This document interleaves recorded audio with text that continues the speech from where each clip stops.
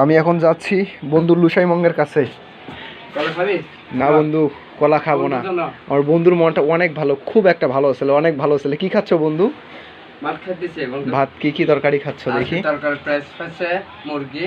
কি কি ফ্রেশ? সবজি, মুরগি, সবজি, তারপরে এখানে হচ্ছে ডাল নিয়ে ভাত, আসছে। ডাল, কলা।